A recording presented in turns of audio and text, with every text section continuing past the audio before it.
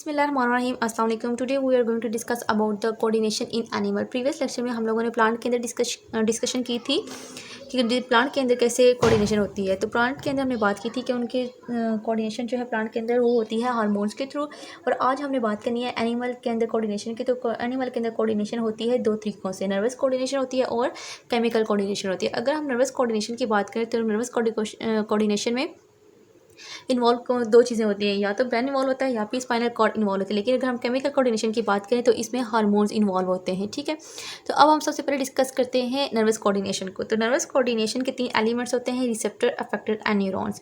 अब रिसेप्टर्स क्या काम करते हैं? बेसिकली अगर रिसेप्टर्स की हम बात करें तो रिसेप्टर जो भी इन्वायरमेंट के अंदर चेंज आएगा, चाहे वो एक्सटर्नल इन्वायरमेंट क्या है चाहे वो इंटरनल इन्वायरमेंट के अंदर आ रहा है, तो जो भी इन्वायरमेंट के अंदर चेंज आएगा उसको कौन डिटेक्ट करते हैं, उसको कौन रिसीव करते हैं? वो रिसीव करते हैं रिसेप्टर्स। ठीक है, अब रिसेप्टर्स ने जब स्टिमुलस को रिसीव कर ले तो ये आगे किसको भेजते हैं? ये आगे भेजते हैं तो रिसेप्टर्स किसके थ्रू सिग्नल को, या फिर हम स्टिमुलाई को रिसीव करते हैं वो सेंसरी न्यूरॉन्स के थ्रू रिसीव करते हैं। फिर सेंसरी न्यूरॉन्स क्या करते हैं? उस इंफॉर्मेशन को, उस सिग्नल को भेज देते हैं in the form of impulse किसके पास? इंटरन्यूरॉन्स। इंटरन्यूरॉन्स कहाँ प्रेजेंट होती हैं? ब्रेन में। ठीक है, तो या फिर स्पाइनल कॉर्ड में। तो इंटरन्यूरॉन्स क्या करती हैं? इंटरन्यूरॉन्स हो गया, एसोसिएटेड न्यूरॉन्स हो गया और इंटरमीडिएट न्यूरॉन्स हो गया, ये तीनों एक ही नाम है। ठीक है, तो सेंसरी न्यूरॉन्स क्या करती हैं? Coordinated centre. कोऑर्डिनेटेड सेंटर हमने बात की थी, किसे कहते हैं? ब्रेन को कहते हैं। ठीक है, तो इन सेंसरी न्यूरॉन्स इन्फॉर्मेशन लेके जाते हैं कोऑर्डिनेटेड सेंटर में, इनके ब्रेन के पास लेके जाते हैं और फिर ब्रेन क्या करता है? उस सारी इन्फॉर्मेशन को स्कैन करता है। स्कैन करने के बाद वो किसके पास भेज देता है?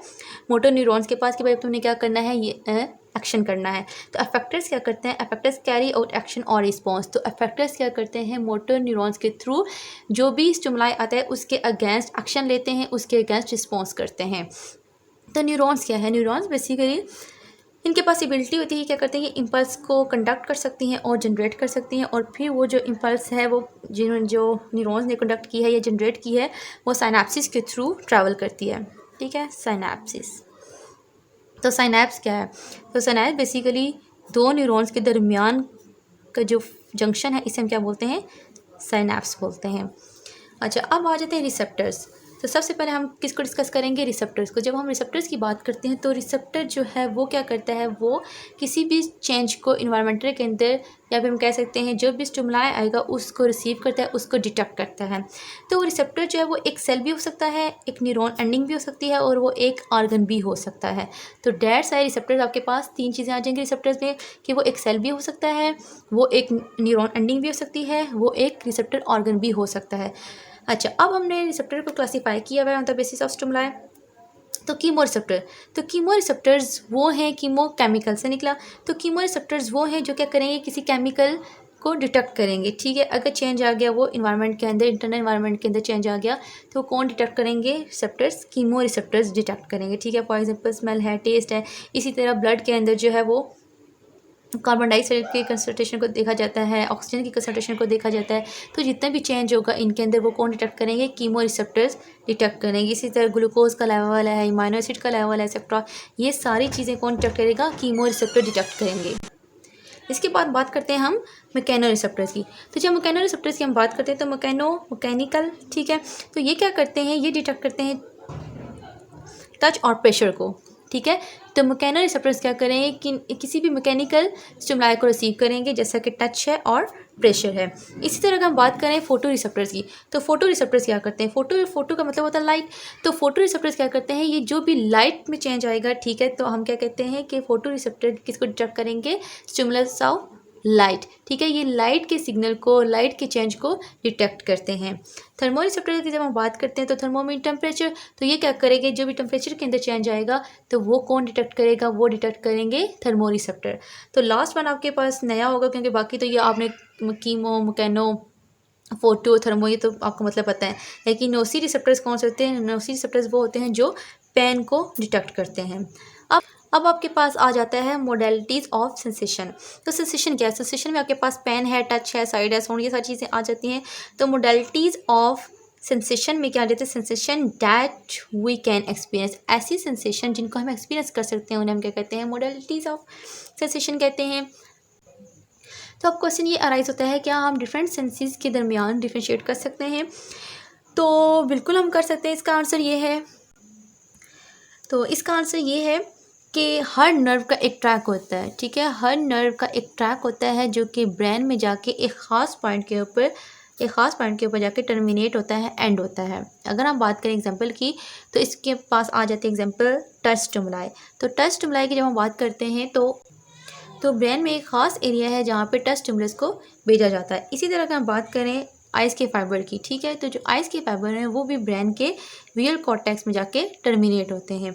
होप सो यहाँ तक आपको क्लियर हो गया होगा।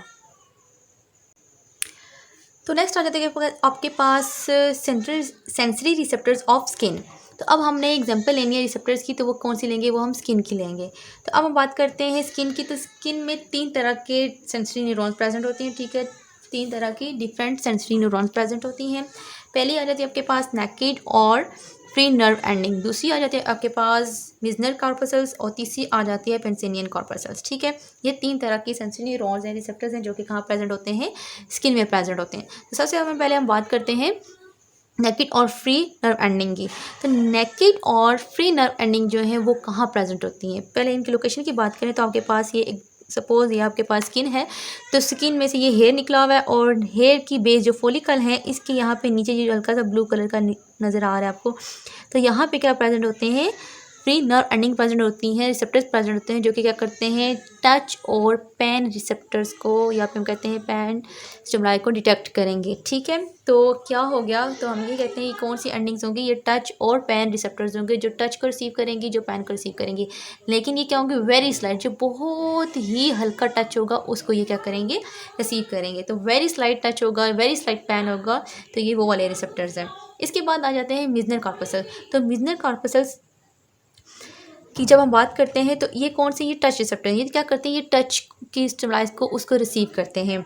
और इनकैप्सुलेटेड न्यूरॉन्स एंडिंग, इनकैप्सुलेटेड का मतलब होता है कि कोई भी चीज़ होगी वो कैप्सूल के अंदर बंद होगी। तो फॉर एग्जाम्पल जैसे आपको ये नज़र आ रहा है, तो इसमें क्या है कि ये आपके पास क्या है, मिजनर कॉर्पसल्स हैं। तो ये क्या होती है, एक तो ये स्पाइरल होती है, ठीक है। और स्पाइरल होने के बावजूद साथ साथ इसके साथ क्या लगा होता है, एक एंड पे नॉब लगा हुआ होता है, ठीक है। बेसिकली वो क्या करता है, वही रिसेप्टर होता है, वही स्टिमुलाई को रिसीव कर रहा होता है। और बहुत सारे टिश्यू ने इसको क्या होता है, लिपटा हुआ होता है, जो कि क्या बना रहे होते हैं, कैप्सूल बना रहे होते हैं। डैट्स हम कहते हैं ये जो रिसेप्टर्स होते हैं वो क्या है, न्यूरॉन एंडिंग, वो इनकैप्सुलेटेड है, ठीक है, कि कैप्सूल के अंदर बंद है, कैप्सूल ने इसको क्या किया है, सराउंड किया हुआ है। इसके बाद क्या है जी, प्रेजेंट कहाँ पे थे, जब हम लोकेशन की बात करते हैं तो लोकेशन में ये क्या है, lie in papilla ridges of the finger tips. तो रिजिस क्या कहते हैं, फिंगरप्रिंट को कहेंगे, तो ये प्रेजेंट कहाँ होती है, फिंगर टिप की, जो हमारे पास फिंगर टिप में जो फिंगरप्रिंट्स प्रेजेंट होता है उसकी पेपलाई में, ठीक है। और पेपलाई क्या होती है, जो उभरी हुई जगह होगी, तो प्रेजेंट कहाँ पे होती है, फिंगर प्रिंट के पेपलाई में, मीन के जो फिंगरप्रिंट की उभरी हुई जगह होगी वहाँ पे कौन से कॉर्पसल्स प्रेजेंट होंगे, मिजनर कॉर्पसल्स प्रेजेंट होंगे, ठीक है। और ये क्या करते हैं, टच रिसेप्टर को रिसीव करते हैं। और होती क्या है, कौन सी एंडिंग होती है, इनकैप्सुलेटेड एंडिंग होती है, स्पाइरल होती है, और इनके पास नॉब लगा हुआ होता है, ठीक है जी। नेक्स्ट आ जाता है आपके पास पेंसिनियन कॉर्पसल्स। जब हम पेंसिनियन कॉर्पसल्स की बात करते हैं तो ये कहाँ प्रेजेंट होते हैं, ये प्रेजेंट होते हैं डीप स्किन, ठीक है, सबसे नीचे वाली हिस्से में प्रेजेंट होंगे, ठीक है। जैसा कि आपको यहाँ पे नज़र आ रहा है कि ये क्या है, डीप स्किन प्रेजेंट है। तो जब ये डीप स्किन में प्रेजेंट होंगे तो 2 तरह की लोकेशन होती है इनकी, एक तो डीप इन स्किन। जब स्किन में डीप प्रेजेंट होंगे तो कब कौन सा स्टिमुलस को डिटेक्ट करेंगे, प्रेशर रिसेप्टर्स के तौर पे एक्ट करेंगे, प्रेशर को रिसीव करेंगे। तो यहाँ पे क्या होगा कि जब बहुत ज़्यादा प्रेशर लगता है तो वो क्या, कौन से रिसेप्टर रिसीव करेंगे, डिटेक्ट करेंगे, पेंसिनियन कॉर्पसल्स। तो डीप इन स्किन में क्या होगा, प्रेशर को ये रिसेप्टर, प्रेशर रिसेप्टर्स कराएंगे, प्रेशर को डिटेक्ट करेंगे। और अगर जॉइंट लिम्स में प्रेजेंट होंगे तो ये क्या करेंगे, वाइब्रेशन को डिटेक्ट करेंगे। जैसा कि अगर हम बात करते हैं एनिमल्स की, तो एनिमल्स के जॉइंट्स और लिम्स में प्रेजेंट होते हैं। तो डैट्स है वो जब भी ज़लज़ला आने से पहले या अर्थक्वेक आने से पहले उनको वाइब्रेशन फील होती है, ठीक है। तो उनको पता चल जाता है कि ज़मीन में कुछ होने वाला है, तो वो वहाँ से भागने की कोशिश करते हैं, ठीक है। तो ये हो गया जी पेंसिनियन कॉर्पसल्स। और पेंसिनियन कॉर्पसल्स भी क्या होते हैं, ये इनकैप्सुलेटेड न्यूरॉन्स एंडिंग होती है, मीन के ये भी क्या होती हैं, इनको भी किसने सराउंड किया हुआ है, एक टिश्यू ने कैप्सूल बना के इनको सराउंड किया होता है। अब मिजनर कॉर्पसल्स और Pacinian corpuscles very important short question है, जो कि इनमें पूछा जाता है कि differentiate between Meissner corpuscles and Pacinian corpuscles. तो ये आपको फिंगर टिप्स पे होना चाहिए, ठीक है। तो अगेन मैं डिफरेंशिएशन इनकी बता देती हूँ कि मिजनर कॉर्पस्कल्स क्या करते हैं, टच रिसेप्टर को रिसीव करते हैं, और फिर सीनियर कॉर्पस्कल्स क्या करते हैं, प्रेशर और वाइब्रेशन में। ठीक है, ये कहाँ प्रेजेंट होते हैं, ये प्रेजेंट होते हैं फिंगरप्रिंट की पेपिलाई में, मीन के फिंगरप्रिंट की जो उभरी हुई जगह होगी वहाँ प्रेजेंट होते हैं। और ये कहाँ प्रेजेंट होते हैं, डीप स्किन में प्रेजेंट होते हैं, या फिर लिम्स और जॉइंट में प्रेजेंट होते हैं। ठीक है, और ये भी इनकैप्सुलेटेड न्यूरॉन्स एंडिंग होती हैं, और ये भी क्या होंगी, इनकैप्सुलेटेड न्यूरॉन एंडिंग होंगी। तो यहाँ पे डिफरेंशिएशन लिखा भी हुआ है और आपको ये फिंगर टिप्स पे होना चाहिए। इसके बाद बात आ जाती है distribution of receptor and relative abundance. तो सबसे पहले हम बात करते हैं रिलेटिव अबंडेंस की। रिलेटिव का मतलब होता है कि कंपेयर के देखना है कि कौन सी चीज़ ज़्यादा है, कौन सी चीज़ कम है।